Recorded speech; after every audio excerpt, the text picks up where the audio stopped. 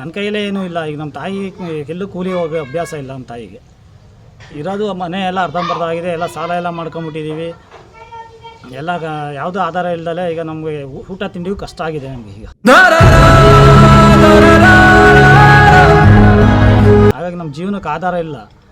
ಇದು ಬಿಟ್ಟರೆ ನಮಗೆ ಸಾವೇ ಗತಿಯಾಗಿತ್ತು. ಈಗ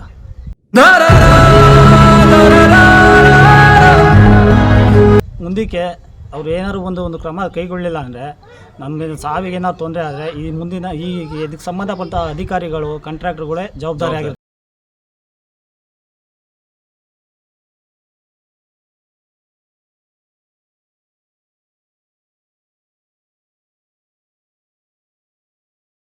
ಗುತ್ತಿಗೆದಾರನ ನಿರ್ಲಕ್ಷ್ಯ, ವಿದ್ಯುತ್ ಶಾಕ್ನಿಂದ ಸೊಂಟ ಮುರಿದುಕೊಂಡು ಹಾಸಿಗೆ ಹಿಡಿದ ಅಮಾಯಕ ಯುವಕ. ವಯಸ್ಸಾದ ತಾಯಿಯೇ ಮಗನ ಸೇವೆ ಮಾಡುತ್ತಿರುವುದನ್ನು ಕಂಡು ನೋವಿನಿಂದ ಕಣ್ಣೀರು ಹಾಕುತ್ತಿರುವ ಯುವಕ.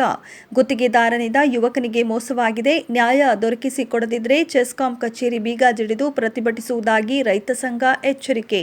ಹಾಸನ ಜಿಲ್ಲೆ ಅರಸೀಕೆರೆ ನಗರದ ಕತ್ತೇನಹಳ್ಳಿ ವಾಸಿ ಪ್ರಶಾಂತ್ ಎನ್ನುವವರು ಎಲೆಕ್ಟ್ರಿಕ್ ಹಾಗೂ ವೈರ್ಮ್ಯಾನ್. ಚೆಸ್ಕಾಂ ಕಾಂಟ್ರಾಕ್ಟರ್ ಶಿವಕುಮಾರ್ ಎನ್ನುವರ ಜೊತೆಗೆ ಕೆಲಸ ಮಾಡಿಕೊಂಡಿದ್ರು. ಕಳೆದ 17 ತಿಂಗಳ ಹಿಂದೆ ಪ್ರಶಾಂತ್ ಅವರಿಗೆ ವಿದ್ಯುತ್ ರಿಪೇರಿ ಮಾಡಲು ಕಳಿಸಿದ್ರು. ಈ ಸಂದರ್ಭದಲ್ಲಿ ಟಿಸಿಯಲ್ಲಿ ಕರೆಂಟ್ ಇಲ್ಲ ಎಂದು ಕಾಂಟ್ರಾಕ್ಟರ್ ತಿಳಿಸಿದ್ರಿಂದ ಕಂಬ ಹತ್ತಿ ಕೆಲಸ ಮಾಡುವಾಗ ಟಿಸಿಯಲ್ಲಿ ಕರೆಂಟ್ ಇದ್ರಿಂದ ಕರೆಂಟ್ ಶಾಕ್ ಹೊಡೆದು ಪ್ರಶಾಂತ್ ಕಂಬದಿಂದ ಕೆಳಗೆ ಬಿದ್ದಿದ್ದಾರೆ. ನಂತರ ವಿಷಯ ತಿಳಿದು ಸ್ಥಳೀಯರು ಪ್ರಶಾಂತ್ ಅವರನ್ನ ಚಿಕಿತ್ಸೆಗಾಗಿ ಹಾಸನದ ಸರ್ಕಾರಿ ಆಸ್ಪತ್ರೆಗೆ ಕಳುಹಿಸಿದ್ರು. ಆದರೆ ಸೊಂಟ ಭಾಗಕ್ಕೆ ಪೆಟ್ಟು ಬಿದ್ದು ಮೂಳೆ ಮುರಿದುಕೊಂಡು ಹೋಗಿರುವುದಾಗಿ ತಿಳಿಸಿದ ವೈದ್ಯರು ಚಿಕಿತ್ಸೆ ನೀಡಿ ಮನೆಗೆ ಕಳುಹಿಸಿಕೊಟ್ಟಿದ್ದಾರೆ.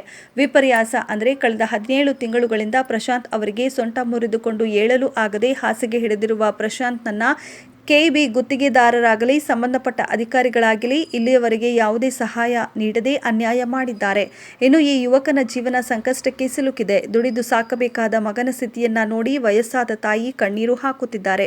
ಪ್ರಶಾಂತ್ ಅವರಿಗೆ ಅನ್ಯಾಯವಾಗಿರುವ ವಿಷಯವನ್ನು ತಿಳಿದ ಕರ್ನಾಟಕ ರೈತರ ಸಂಘ ಹಾಗೂ ಹಸಿರು ಸೇನೆ ಸಂಘ ಇಂದು ಪ್ರಶಾಂತ್ ಅವರ ಮನೆಗೆ ಭೇಟಿ ನೀಡಿ ಸಂಪೂರ್ಣ ಮಾಹಿತಿ ತಿಳಿದು ಆದಷ್ಟು ಬೇಗ ಇದಕ್ಕೆ ಸಂಬಂಧಪಟ್ಟ ಚೆಸ್ಕಾಂ ಗುತ್ತಿಗೆದಾರ ಹಾಗೂ ಅಧಿಕಾರಿಗಳು ನ್ಯಾಯ ದೊರಕಿಸಿಕೊಡಬೇಕು. ಇಲ್ಲದಿದ್ದರೆ ಮುಂದಿನ ದಿನಗಳಲ್ಲಿ ಚೆಸ್ಕಾಂ ಕಚೇರಿಗೆ ಬೀಗ ಜಡಿದು ಉಗ್ರ ಪ್ರತಿಭಟನೆ ಮಾಡುವುದಾಗಿ ಎಚ್ಚರಿಕೆ ನೀಡಿದ್ದಾರೆ.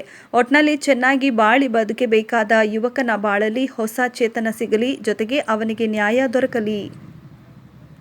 ಎರಡು ಕೈಯಲ್ಲಿ ವೈರ್ ಹಿಡ್ಕೊಂಡು ವೈರ್ ಬಿಚ್ಚಬೇಕಾದ್ರೆ ಎರಡು ಕೈ ಬಸ್ಟಾಗಿ ಕರೆಂಟು ಎಕ್ಸಿಟ್ ಆಗಿರೋದು ಎರಡು ಕೈಯನ್ನು. ಆಮೇಲೆ ನಾನೇ ಒಂದು ಚಿಕ್ಕ ಹುಡುಗನ ಕರೆಸ್ಕೊಂಡಿದ್ದೀನಿ, ಜೊತೆಲಿತ್ತ. ಆ ಹುಡುಗನಿಂದ ಶಿವಕುಮಾರ್ ಅವ್ರಿಗೆ ಫೋನ್ ಮಾಡಿಸ್ಕೊಂಡು ಅವರು ಆಟೋ ಕಳಿಸಿದ್ರು. ಅವರು ಅಲ್ಲಿ ಬರಲಿಲ್ಲ, ಆಟೋ ಕಳಿಸಿದ್ರು. ಅವರು ಮತ್ತು ಆಟೋ ಡ್ರೈವರ್ ಇಬ್ಬರು ನನ್ನ ಅಲ್ಲಿಂದ ಎತ್ಕೊಂಡು ಹೋಗಿ ಅರಸೀಕೆರೆ ಹಾಸ್ಪಿಟಲ್ಗೆ ಕರ್ಕೊಂಡ್ಬಂದು, ಆಸ್ಪತ್ರೆಯಿಂದ ಅರಸೀಕೆರೆ ಹಾಸ್ಪಿಟಲ್ ಆಗಲ್ಲ ಅಂತೇಳಿ ಹಾಸನಿಗೆ ಕಳಿಸೋರು. ಹಾಸನಿಗೆ ಕಳಿಸ್ಬೇಕಾದ್ರೂ ಶಿವಕುಮಾರ್ ಅವರು ಇಲ್ಲೇ ಇರಲಿಲ್ಲ.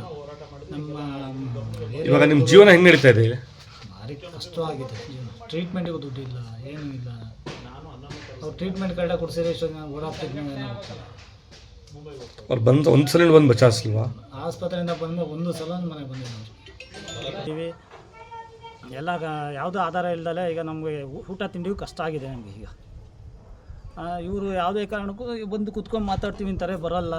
ಕರೆದಾಗೆಲ್ಲ ನಾಳೆ ಬರ್ತೀವಿ, ನಾಡಿದ್ದು ಬರ್ತೀವಿ ಅಂತ ಬರೀ ಸುಳ್ಳು ಹೇಳ್ಕೊಂಡು ಬರ್ತಾಯಿದ್ದಾರೆ. ಹಾಗಾಗಿ ನಮ್ಮ ಜೀವನಕ್ಕೆ ಆಧಾರ ಇಲ್ಲ.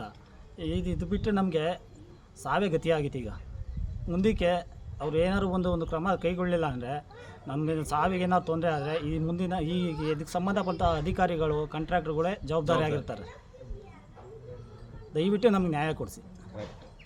ಅವ್ರಿಗೇನಾದರೂ ಒಂದು ಪರಿಹಾರ ವ್ಯವಸ್ಥೆ ಮಾಡಬೇಕು ಅಂತ ನಾವು ಮಾತಾಡಿದ್ವಿ ದಯಾನಂದ್ ಅವರು. ಆ ಉದ್ದೇಶವಾಗಿ ನಾವೇನು ಮಾಡೋದು, ಪ್ರಶಾಂತ್ ಅವರು ಹಾಲಿ ಕೋರ್ಟ್ಗೆ ಹಾಕಿದ್ದಾರೆ.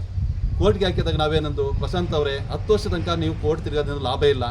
ಪ್ರೆಸೆಂಟಿಗೆ ಏನಿದೆ ನಮ್ಮ ಸಮಸ್ಯೆ ಬಗೆಹರಿಸಬೇಕು ಅಂದಾಗ ಸಂಬಂಧಪಟ್ಟ ಅಧಿಕಾರಿಗಳಾಗಿರ್ಬೋದು, ಆ ಲೈನ್ಮೆನ್ಗಳಾಗಿರ್ಬೋದು, ಈ ಕಾಂಟ್ರಾಕ್ಟ್ ಶಿವಕುಮಾರ್ ಆಗಿರ್ಬೋದು, ಇವ್ರನ್ನೆಲ್ಲ ಒಂದು ಕಡೆ ಸೇರಿಸಿ ದಯಾನಂದ್ ಹತ್ರ ನಾವು ಮಾತಾಡಿ ಒಟ್ಟಾಗಿ ಮಾಧ್ಯಮದವ್ರು ಕರೆಸಿಬಿಟ್ಟು ಇದಕ್ಕೆ ಏನು ಬೇಕು ಒಂದು ಬಿಗಿ ಭದ್ರತೆ ಮಾಡಿ ಆ ಸಮಸ್ಯೆ ಹೊಂದಾಣಿಕೆ ಆದರೆ ಆ ಸಮಸ್ಯೆನೇ ಕೋರ್ಟಿಂದ ವಾಪಸ್ ತೆಗೆದು ಇವರು ಪ್ರಶಾಂತ್ ಅವರಿಗೆ ಒಂದು ನ್ಯಾಯ ಕೊಡಿಸುವಾಗಿ ಒಂದು ಏನಿದೆ ಒಂದು ಅನುದಾನ ಇಲಾಖೆಯಿಂದ ಕೊಡ್ತಾರೋ, ಚಿಕ್ಕನಾಯಕರವರಾಗಲಿ, ಮಂಜುನಾಥ್ ಅವರಾಗಲಿ, ಶಿವಕುಮಾರ್ ಅವರಾಗಲಿ ತಮ್ಮ ಜೋಬಿಂದ ತೆಗೆದು ಕೊಡ್ತಾರೆ ಗೊತ್ತಿಲ್ಲ. ಬಟ್ ಅವನಿಗೆ ಅನ್ಯಾಯ ಆಗಿದೆ. ಅವನು ನಿನ್ನ ಯುವಕ, ಮುಂದೆ ನಿನ್ನ 100 ವರ್ಷ ಬದುಕಂಥ ವ್ಯಕ್ತಿಗೆ ಅವ್ರಿಗೇನಾದರೂ ಒಂದು ದಾರಿ ಬೆಳಕು ಮಾಡಬೇಕು ಜೀವನದ ಒಂದು ಅಂತೇಳಿ ನಾವು ಇವತ್ತು ಅರಸೀಕೆರೆ ಗ್ರಾಮದಲ್ಲಿ ದಯಾನಂದ್ ಅವರು ಮತ್ತು ನಮ್ಮ ರಾಜ್ಯದ ಯುವ ಘಟಕ ಅಧ್ಯಕ್ಷರು ಎಲ್ಲ ಸಮ್ಮುಖದಲ್ಲಿ ಇವತ್ತು ಬಂದು ಪ್ರಶಾಂತ್ ಅವರ ಮನೆಯಲ್ಲಿ ಮಾಧ್ಯಮದೊಂದಿಗೆ ಮಾಹಿತಿಯನ್ನು ಕೊಡ್ತಿದ್ದೀವಿ ಸರ್.